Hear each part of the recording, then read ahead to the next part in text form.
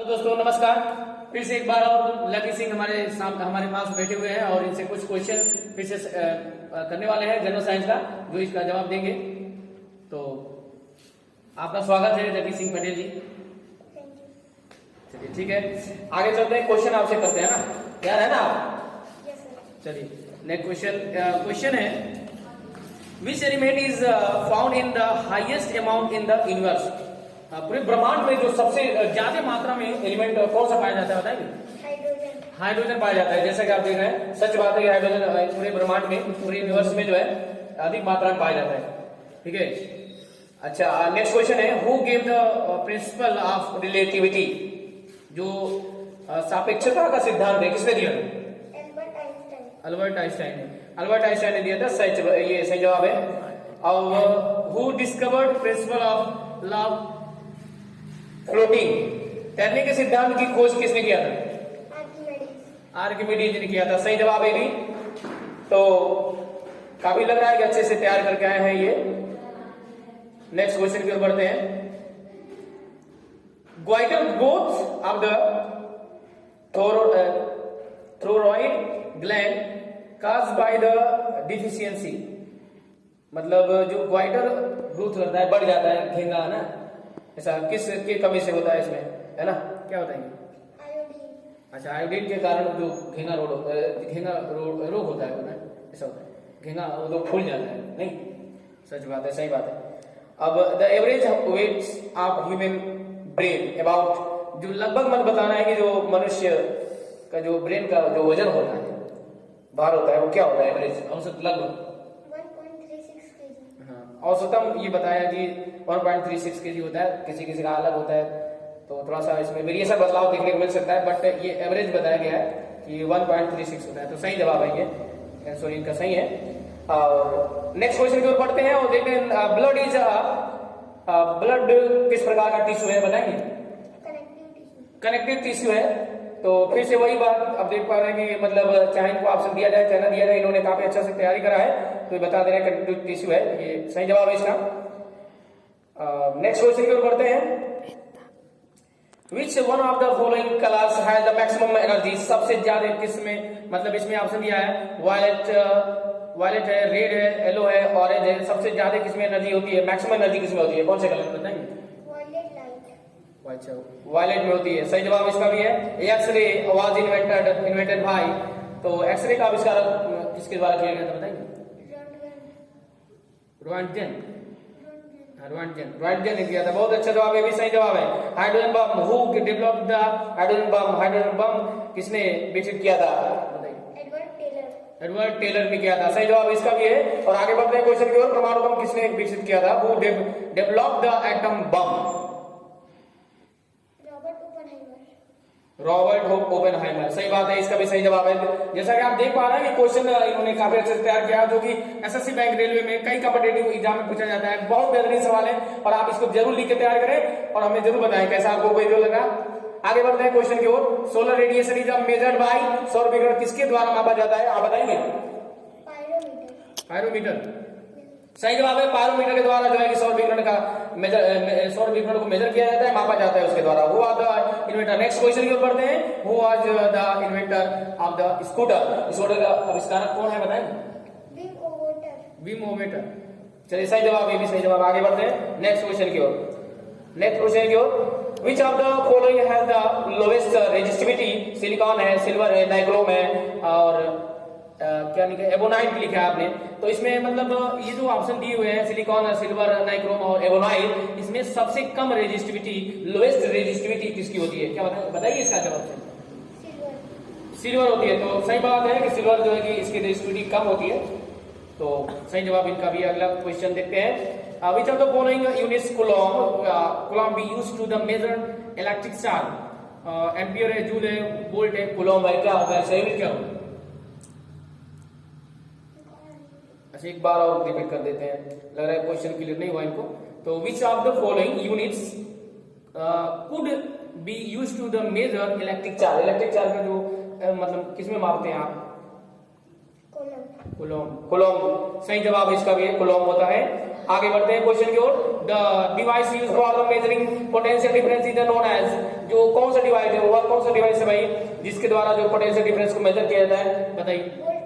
Volt meter के द्वारा major किया जाता है, ये भी सही जवाब है। फिर आगे की ओर देखते हैं, which of the following has the highest resistivity, किसकी रेजिस्टिविटी ज्यादा होती है, जैसे कार्बन है, कांस्टेंट 10 है, नाइक्रोम है, जर्कोनियम है, किसकी ज्यादा होती है, जर्कोनियम का होता है, सही जवाब है। जैसा कि आप देख पा रहे हैं बर्नौली थ्योरम, नेक्स्ट क्वेश्चन, जब बर्नौली थ्योरम, ठीक है, बर्नौली थ्योरम के बारे में बताइए क्या दिया है। Bernoulli theorem is energy conservation है, मास कंजर्वेशन, या बोथ, या नन ऑफ दीज, क्या होगा इसमें, एनर्जी कंजर्वेशन होता है। चलिए सही जवाब है। The unit of measuring potential difference is, जो पोटेंशियल डिफरेंस होता है उसको किस यूनिट में मेजर करते हैं, किस यूनिट के द्वारा उसको मापा जाता है, क्या बताइए, वोल्ट के द्वारा मेजर किया जाता है, वोल्ट के द्वारा, इसका भी सही जवाब है। और आगे बढ़ते हैं, osteocyte are the found in bone, liver, heart, lungs, किसमें ओस्टियोसाइड पाया जाता है, किसमें बताएंगे, बोन में पाया जाता है, हड्डियों में ओस्टियोसाइड पाया जाता है, बोन में, जैसा कि आप देख रहे हैं, ये भी सही जवाब है इनका। और नेक्स्ट क्वेश्चन को बढ़ते हैं, करेगी when the diameter of a wire is double its resistance becomes, यदि कह रहा है कि वायर की डायमीटर को डबल कर दिया जाए, ठीक है, डबल कर दिया जाए, इट्स रेजिस्टेंस बिकम, तो उसके रेजिस्टेंस पर क्या प्रभाव पड़ेगा, इसका जवाब बताइए। 1/4 हो जाएगा ना, तो सही जवाब है। जैसा कि आप देख पा रहे हैं, ये भी सही जवाब इन्होंने दिया है। और आगे नेक्स्ट क्वेश्चन की ओर, काफी इन्होंने कहीं से पूछा जाए कोई दिक्कत नहीं, इनको कहीं से पूछा जाए बता देंगे, इन्होंने काफी अच्छा तैयारी करा है। और इतनी कम उम्र में इन्होंने काफी अच्छा प्रदर्शन कर रहे हैं, अभी से अच्छी तैयारी कर रहे हैं, तो ये आगे चलकर कुछ अच्छा करेंगे, उम्मीद तो यही है, आगे देखा जाएगा। The number of chamber in a human body, कितने चेंबर होते हैं human body, sorry human heart में कितने चेंबर होता है, 4 होता है, 2 होता है, 3 होता है, मतलब आप बताइए कितना होता है, 4 चेंबर होता है, जो ह्यूमन हार्ट होता है उसमें 4 चेंबर होता है, तो ये सही जवाब है इन्होंने दिया है। तो एक नेक्स्ट क्वेश्चन की ओर बढ़ते हैं, lightest gas which is the field in volume, तो जो वैल्यूम में भरी जाती है सबसे हल्की गैस कौन सा होती है, बताएंगे आप, बताइए इसका जवाब।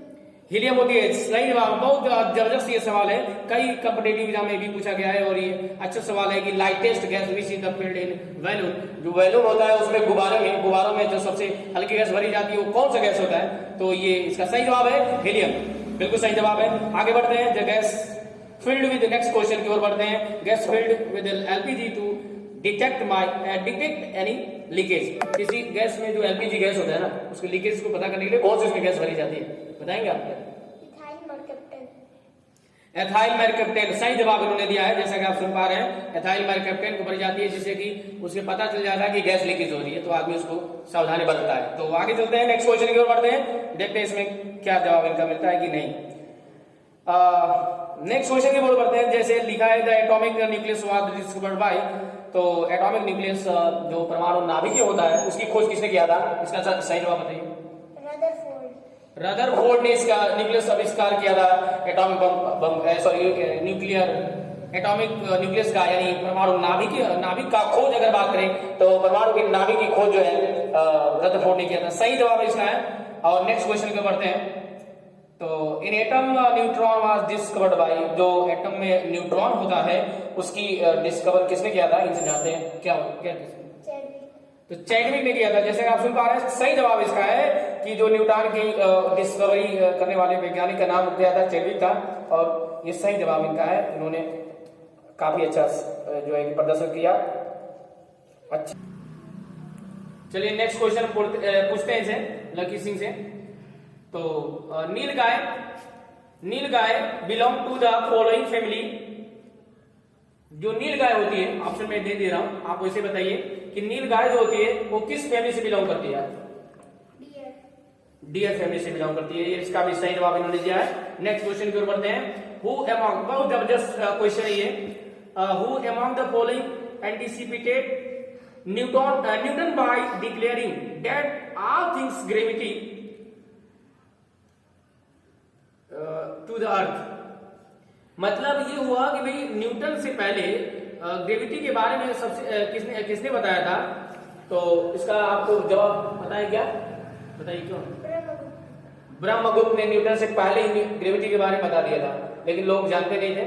जब न्यूटन साहब आए तो उसको जो है कि उसको पब्लिश कराया और उसके बारे में जानकारी दिया, इसलिए न्यूटन का नाम हम जानते हैं। लेकिन न्यूटन से पहले जो है मतलब ग्रेविटी के बारे में पता था, किसने बताया था? ब्रह्मगुप्त ने। ये सही जवाब है। द एटॉमिक न्यूक्लियस हो गया आपका।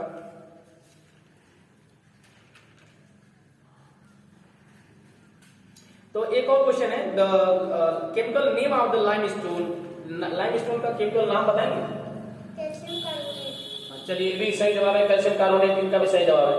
और एक आपसे क्वेश्चन, लास्ट क्वेश्चन पूछा जा रहा है, HYV रिफर्स टू। HYV का फुल फॉर्म बताएंगे? High yielding variety. सही जवाब है, हाई यील्डिंग वैरायटी। ठीक है, तो ये भी फसलों के अच्छे प्रकार है। ठीक है, इन्होंने सही जवाब दिया है। चलिए।